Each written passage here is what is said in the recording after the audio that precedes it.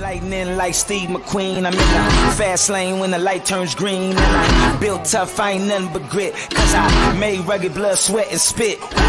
Yeah, like a horse I fly. Better push yourself in for a bumpy ride. I like to play hard, but I work harder. And I weather the storm cause I'm built stronger. What is up, ladies and gentlemen? We are back. We are live. I'm going to save the entire intro. You guys know what to do. Because I got a guest who's going to come on here in a second, and we only got him for like 15 minutes today. It's action-packed, though. It's going to be in regards to all my drivers out there who listen to this show and that article that I broke down on Monday about the ATRI report about the cost of truck operating. And my man Adam Wingfield here talks about this literally all the time about knowing your costs and everything. But Adam, what's going on, man? It's been a while. Man, it's been, like we said, man, it's been forever since I've been on here. So good morning, everybody. Hope everybody's doing good. Happy hump day to everybody. Yeah, man. It's dude, because it was like we'll text each other back and forth, but I'm like this. I saw this article and I was breaking it down on Monday, and I believe I said in my stream, I'm like, I got to get Adam to come on and talk about this because I thought I saw a post of yours kind of talking about like this is so dangerous to put this out there for people. Why is that? Well, there's a couple of reasons. ATRI obviously is a very, very broad-based research institute. If you don't know who the ATRI is, they're a trucking research institute. The problem with the actual cost of trucking operations, it was just used as a blanket. Hey, this is what it costs to operate a truck. Mm-hmm. The biggest problem with that is that they only sampled 434 people. And out of the 434 people, it was a mixed use of carrier size. So you think about that. You think about the people that responded. You think about the people that were involved. And when I say mixed use, all from small all the way to large carriers, and they came up with 227. Well, here's the problem with that data. Obviously, 95% of the industry is comprised of small carriers that own and operate less than 10 trucks. But then also one of the bigger layers to throw onto it is that out of 434 carriers, there are over 100,000, hundreds of thousands of active motor carriers that actually have fleets and vehicles that operate down in the highway that have not been polled for the research. And also, and if you want to throw in another asterisk to make it even more fun, think about the fact that how many owner operators that they polled or how many small fleet owners that they polled that don't know the true cost of operation when it comes to operating a truck. Mm-hmm. So now you have 227 that you may think that that's a great point. Like, hey, I won't move my truck for 227. I saw it in a post. It was from a lobbying group that I will leave out and I won't name them here on this show. But it was a reckless post where they said, hey, ATRI says it, don't move your truck for less than $2.27. That's what your operating costs are. Well, the issue is that if you use that as your own farm or your own operating cost, and you say, hey, that's what it cost me to operate. What if your operating cost is $2.37 or $2.47? Yep. Now you're thinking that you're doing well by, hey, you know what, I'll take $2.30, but you're not covering the cost of your operations, and you're slowly and surely eroding every little bit of profit that you're moving every single time that your wheels actually make a positive rotation. And that's a problem. You can't generalize numbers. You're in business, and when you start a business, you're in business for yourself. And most importantly, you've got to be astute when it comes down to your own numbers. I've seen break even in operating costs range anywhere from $1.80, like today, $1.80, paid off equipment, great insurance, been in business for a while, got their own niches, $1.80 from a cost of operation to all the way to $2.47, $2.57. So the range is very, very wide. If my cost of operations is $1.80 and you're telling me not to take a load for $2.27, then that's stupid. Mm-hmm. Because at the end of the day, if 20%, I make 20% profit on $1.80, what's that like $2.15, $2.16? Yeah, ish. You mean to tell me that 20% is not good and that's not sustainable? So you want me to say, hey, you know what? I'm just going to sit in my truck. I'm not going to do anything. I'm going to do something probably that's going to cost me money than move my truck to operate. You got to have a long-term vision. That's called your operational run rate. Your operational run rate is what your intention is and what you're intending, what you plan on in terms of profits. So if I want to run my business and I want to make a profit and I lay out, say, hey, you know what? My operational cost is $2, right? If I want to make a 20% profit, I can't move my truck for less than $2.40. I need to plan on where those 240s. I need to find lanes. I need to run with brokers that can keep me around that. I'm not going to win everyone and I'm not going to lose everyone. But most importantly, the biggest thing is that you have to know your own numbers. And one of the things that I said, and I'll never forget this, is probably it's one of my favorite things that I've ever said, ever, in terms of speaking to a group of entrepreneurs. Mind your damn business. I love I that can't, line. I can't focus on like that 227 is not your business. That is the ATRI, which I'm not bashing them. It's Yeah. research, right? But it's a small, independent, controlled sample. And because of that, you weren't part of that research. They did Yeah. not reach out to you.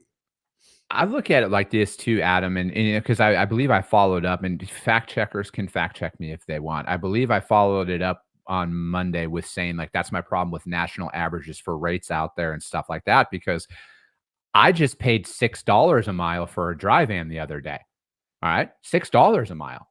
It was a 100-mile run, but I paid $6 a mile on it, so that's technically skewed compared to the national average of dry vans saying 220 a mile and stuff like that. So again, it's like it's identifying these markets that are out there, and really, I think like you got to stop paying attention to the national averages. Not like don't ignore them, right? Like data is data, and you need to pay attention to that. But how you need to look at it is how is this applicable to my business? Okay, how is this applicable? What like again, you want to talk about like the amount of opportunities that are out there, man, where people are paying $6 a mile or $5 a mile for stuff like that. And yeah, it might be a 100-mile run, and it might take up a couple hours of your time that day, but it puts you into a good market and stuff like that. Again, like how many loads are you overlooking because it's like, oh, that's just a short haul. They're not going to pay anything. Like you got to explore all this stuff and you got to find this stuff out and you got to pay attention to it as your business, not what other people are saying. Because my big fear with a lot of this stuff, Adam, and you talk to business owners and trucking company owners literally all day long, every single day out there. My biggest fear for a lot of people is not that the market is challenging, because the market's always going to be challenging. Business is always going to be challenging, but they're going to take some of this information out there and then not actually look into how is it applicable to your business and how does it affect you?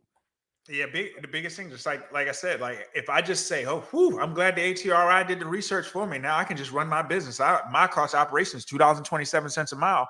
You may be blind to the fact that your operational cost might be even higher than that, or it might be significantly lower than that. Your operational cost also changes. It's fluid. It changes all the time. And the reason why I say this is that, Chris, if you're running at an operational your operational run rate's at $2, your break even's at $2, right? But all of a sudden, fuel prices go up by 30 cents, and your station selection and how you select your stations adds another 10 cents to that. Now, let's layer on the fact that, you know what, I'm over consuming because I've got a clogged up DPF filter that I don't have the money to fix, but now I'm going to have to deal with it. So now I'm sucking out more fuel than I need to. So now that's impacting my overall cost of operation even more. Your cost of operation is fluid. It changes. The only time that I use a national average for anything is on the national average of diesel fuel, only as a benchmark. Only as a benchmark. That is the only reason why we use averages from a national perspective, because it's too broad brush. And if you run your business off of averages as a business owner, you're not being very, very studious when it comes down to operating your own business, and you're setting yourself up for failure. Yeah, I think that at this point, there's so much stuff that's just being thrown out there, I personally think a lot of it is to deter people from actually remaining in business at this point, right? Because still, man, like I've been doing this media shit for 4 years now. I have yet to see a major news network out there break down, hey, Mr. and Mrs. Trucking Company, this is what you need to do to stay in business. And I'm removing myself from this because I feel like I do a really good job of putting, stuff out there on my podcast. And there might be other ones that I'm thinking about, or that I'm missing. But at the end of the day, I don't see anything that's geared towards helping people stay in business, right? There's a lot of information out there that I feel like is designed to make them do one thing or another, and they're both reckless decisions, right? Because it's like, when has, at this point in the year, I was talking about this last week. At this point in the year, it's the midway point. When, if you haven't assessed your P&L this year to see where is your money going, where is the money coming from, what does that look like? Like you need to do that right now, because like we got the back half of the year. Have you even thought about taxes for this year yet? And, like again, like these are the things that you need to be thinking about to keep yourself in business, because at the end of the day, any major media people out there, they're just going to keep posting their shit. It's not their job to keep you in business. But I feel like at the end of the day, you have to take accountability for this stuff. And it was the same thing that I saw that there's some task force out there now about like predatory lease to own stuff out there for owner operators and stuff like that. And I was like, at the end of the day, if you can't afford $500 to have an attorney review that document before you sign it, or if there's a company out there that refuses to let you take that document to go sign, those are the two biggest red flags that you shouldn't be in business right there. Like, you should stop yourself in that moment. No, I totally agree. And especially with something that's long-term like that in business, you have to absolutely have either business oversight when it comes down it from a legal perspective. And in anytime you get into any type of agreement, any type of contractual exchange, you need to make sure you have an attorney present. Like, we cannot not wait on the government to create task force for us to help save us, because obviously we know how that works. And then when you think about waiting on the FMCSA to bail us out of anything, you know how that works. You got to own your business, man. You got to mind your business. And I think that that's one of the biggest issues, is that folks get in this trucking industry and they think that they buy a truck, buy a trailer, get behind the wheel, however, and that's it. Hey, I was able to back up this trailer with the best of them. I can run a good trucking business. I know how it works. I know how to do this, that, and the third. And it's just not the case, man. And I think that as time goes on, especially in the data time and the way that the actual industry is shifting, I think it's going to be more and more difficult. And not, quite frankly and quite honestly, I think we'll see failure rates increase just because, man, things is getting flushed. And I think that the freight recession that we so elevately got ourselves out of, or working ourselves out of, really helped purge some of those ones that are not doing the things that they need to do. It purged them out, it really purged them out pretty quickly. Yeah, I think that no matter what, if you got yourself into these situations, like, there's solutions to come out of it, right? Like, people are going to come out of this market. They're going to be winning. But again, it's like, you have to treat this as a business, right? Like, it's personal is personal, business is business. And you have to go in and you have to operate it that way. You're not an employee. Like, it's your name that's on the line. Like, just like with me and my business, I have everything on the line. I don't have any backup plan. Like, I literally have every dollar I've ever made in my life invested to make this work, just like you do, Adam. And it's nobody else's responsibility to come in and fix it but us. So it's like, I just look at it as there are ways out there. And again, I think every business, brokerage, trucking company, doesn't matter. You need to look at your P&L right now and see, where is your money going?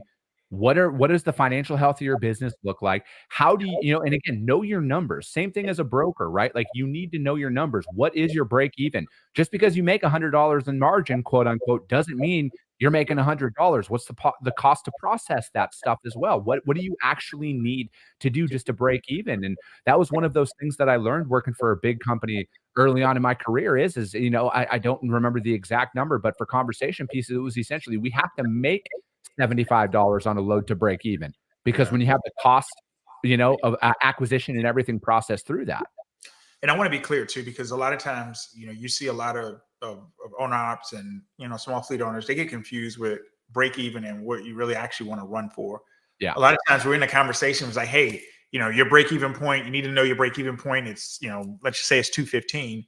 But then you'll get those folks like saying, well, I'm not moving my truck for 215. Who would want to move their truck for 215? You need to understand that your break even is your floor. It's not your ceiling. It is where you absolutely have to start.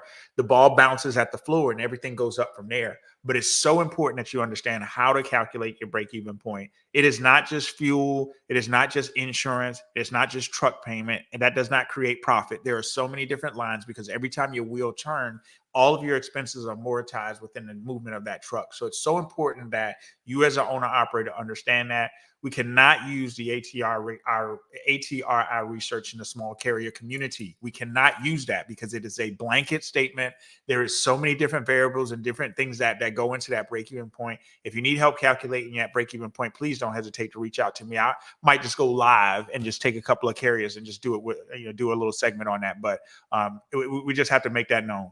Yeah, dude, I think that would be awesome if you could do something like that. Show them what their break even is, and then show them, hey, this is what a 10% rate per mile is, profit margin baked in at 20%, whatever that looks like, so they can actually look at that and see. Because, again, if they're like, oh, I need 215 a mile, then they're like, I don't know, man. I just think like laying this stuff out there for people to know their numbers, so then they can sell. Like, if somebody says like, oh, 250 a mile isn't a good, you're like, dude, it's stuff like that. But I know you got to jump here, Adam. You got stuff going on. I'll have Adam back on, ladies and gentlemen. and make that happen. But how does anybody reach out to you quick to find out more? Hey, you can find me here on LinkedIn. Just go ahead and I'm tagged into this post. Just go ahead and reach out to me in the private chat. Go to our website, www.thetruckingconsultants.com. But then you also can find me other socials as well. But just link me here in the private chat, and I'll be more than happy to reach out to you and assist. Perfect, man. I appreciate you, Adam, and we'll talk to you soon, brother. Thank you. All right.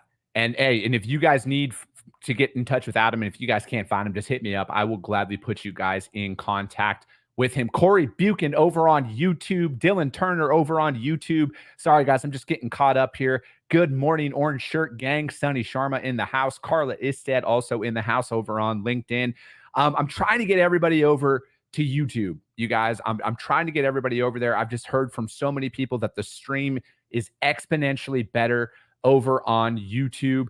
And get over there and check it out, you guys. And yeah, let's get into some articles here. You guys, the links to the articles are going to be put up onto the iTunes and Spotify for the audio only replay to it, as well as the YouTube channel, you guys. And as always, if you guys get value in what you hear, subscribe to the show, you guys. Share it out there to your network. If you guys want to rank the show as well, you guys. This is how we reach more people, because at the end of the day, this is how we can reach them to help them with all of this information that we put on out there. But first article is from FreightWaves, and it is Werner battling unions on two fronts. One fight may have broader significance.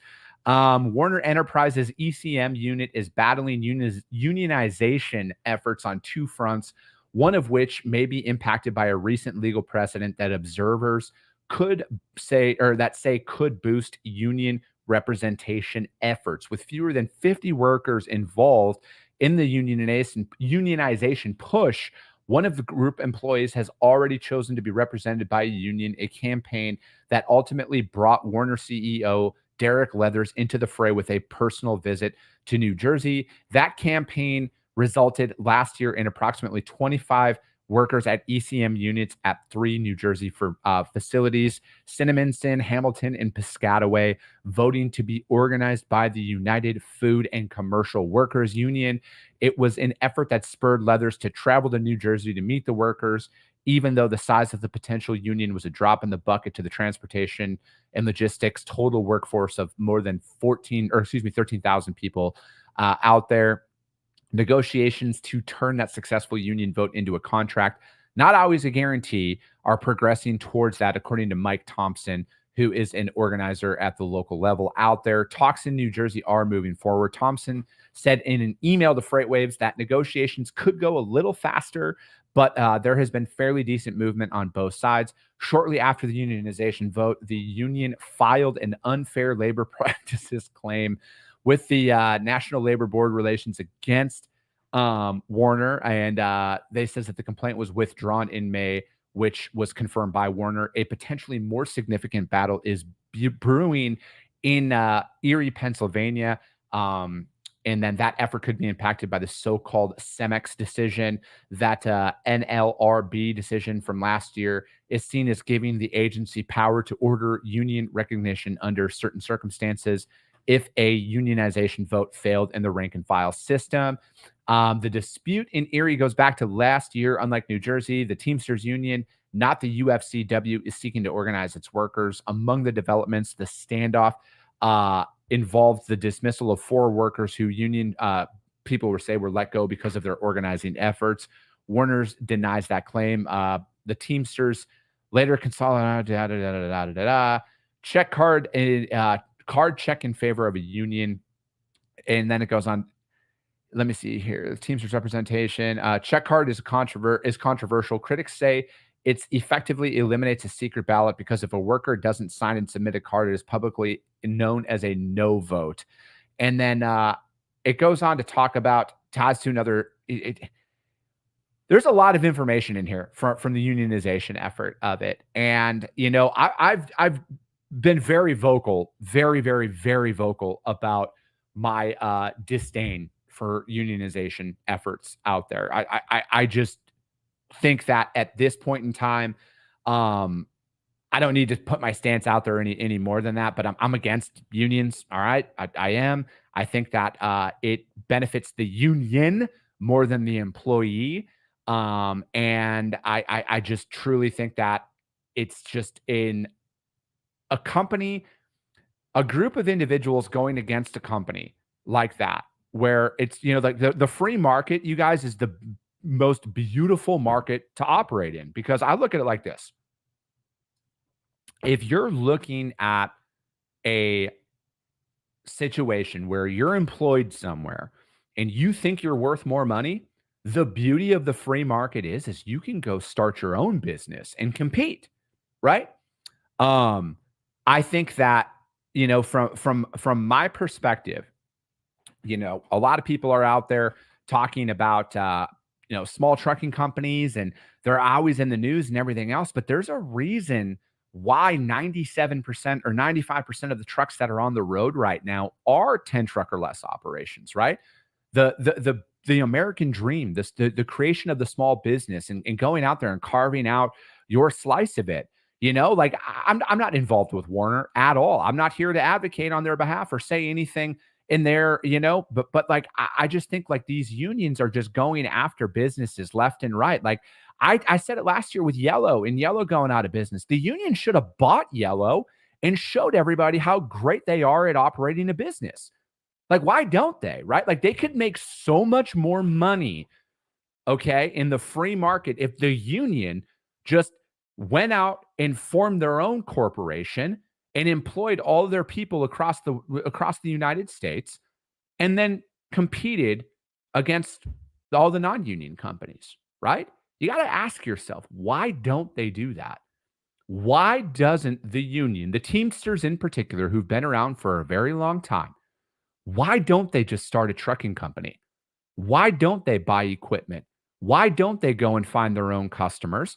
And why don't they do that? You got to ask yourself that at some point, because there's a reason why they're not doing this. There's a reason why it's easy to organize and I want to be abundantly clear. I am not against people's rights to organize and do all of that stuff. I'm a very, very, very firm believer in the Constitution of the United States and the voice of the individual and everything else. But I think that at this point in time, they should just buy their own trucks, pay all of their employees what they want to get the wages raised for at other companies. Just do it. Just go out there and do it. It's way more lucrative to go out there and build your own business. You just gotta, that's just a question that keeps coming up into the back of my mind is at this point in time, why haven't they started their own trucking company? And why hasn't that happened? And why are they just going after all of these businesses that are out there? Because, again, frankly, at the end of the day, again, back to the free market, because the argument is, well, they're not paying us enough money. Okay, well, go find a better paying job out there, right? Like, not everybody's colluding against each other to be like, no, we're only going to pay people $5 a day. That's not happening, you guys. That's not happening at all. I just think like it's just an attack on the free market is all it is. I truly feel like most unions, not all of them, because I don't want to make it sound like not all unions are bad, but I truly feel like the majority of unions are just socialism in disguise, right? It's not, don't work hard. Don't work hard. Just continue to put in minimal efforts, But that's my little rant on that. And then this next article, I don't know if we're going to have enough time to break down all of it, but it's talking about the EPA. Congressional Republicans target the EPA rule. This is from ttnews.com. And it talks about that it costs, the increase in costs for the American families, businesses, and rural communities with fueling, while fueling more inflation. We need to give Americans a choice in cars and trucks that they drive, and affordability and performance for the trucking industry is paramount. Again, the free market. You guys, if you want to buy an electric vehicle and an electric truck and everything, go fucking buy it, right? But don't tell me that I have to drive one because you want to drive one, right? Like, I just think that at the end of the day, I've done enough of my own research on this. I've watched enough congressional hearings on Capitol Hill. There isn't a ton of data that says that it's actually better for it. And again, like I said, go Google lithium mines. Go Google lithium mines and tell me how that's better. If you're going to build solar farms out there, how is putting a solar farm out there to charge some of these stations, how is that better for the native vegetation that is in some of these areas that they're building these out. Again, questions you just need to ask, you guys. It's just, and I just, again, will never, ever, ever support any government body sitting here saying you can only buy this or you can only do that. That's not a free society at all. And it's, again, last time I checked, you can shut off the power. The power goes out. You can store gas and keep your vehicles fueled for an extended period of time on that. But that is going to be it for today, ladies and gentlemen. I got to get back out and slang some more freight. I will be back tomorrow. We got a guest coming on tomorrow. And again, we got a guest coming on Friday. It's a shipper coming on the show on Friday. So if you have any sales or operations related questions for a shipper, if you are looking to get more business and you don't know how to present yourself, I've already got a couple of questions. I got room for maybe one more question to be asked to this guy who's coming on. DM me, you guys. Like again, you're not going to get any more business advice on how to improve your sales process than getting direct feedback from a shipper. All right. So check it out, you guys. We'll be here on Friday for that. But as always, you guys, if you guys got value in what you heard, subscribe to the show. If you're a small fleet out there and you want to talk to Adam and you can't find him for some reason, hit me up. I will put you guys in contact with him. But that is going to be it, you guys. We will be back tomorrow. I appreciate you guys. I love you guys. And we'll be talking to you soon.